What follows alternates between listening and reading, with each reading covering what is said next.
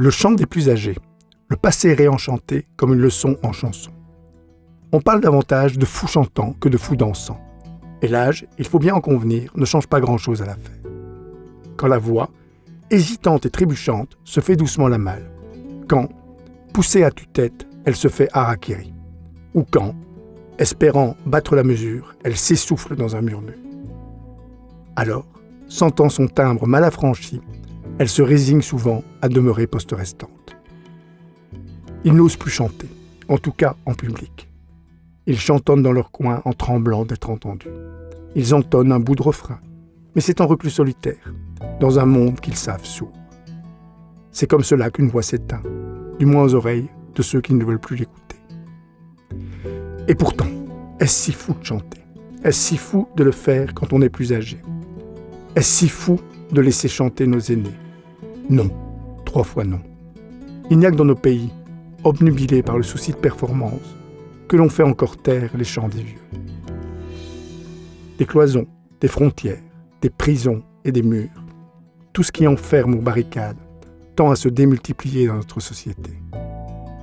En étouffant les voix, le mur ne laisse plus d'air à fredonner.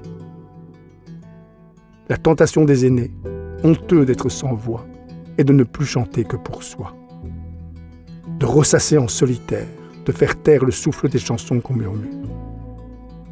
C'est une façon de se cacher derrière ce mur que l'on se construit quand la voix se déclare sans issue. En fermant les portes, il bouche l'accès et freine la rencontre. En pédagogie, véritable science de la transmission, c'est ce mur qu'on redoute. Il s'oppose à l'échange sur lequel repose la rencontre éducative et cultive l'entre-soi stérile, empêchant le dialogue. Un pédagogue n'attend donc qu'une chose, se faire le mur et, si possible, le défaire. Et pour cela, rien de tel que de le remplacer par un pont, celui qu'on tisse entre les générations. On parlera alors de lien transgénérationnel.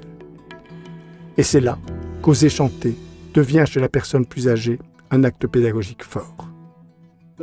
Il abat le mur en même temps qu'il érige le pont. Il suffit pour cela qu'une oreille, plus jeune, y prête attention et que l'enfant ose, lui aussi, y répondre en chanson.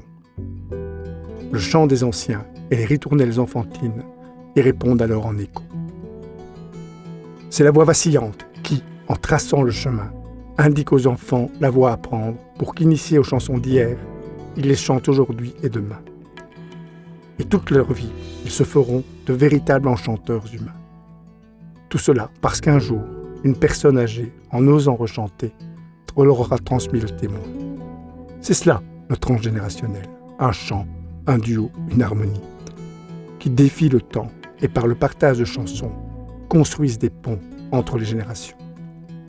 Et c'est comme cela qu'en haussant faiblement le ton et en ajustant son timbre chancelant, mon vieux papa, à l'orée de sa vie, m'a donné une puissante leçon de pédagogie.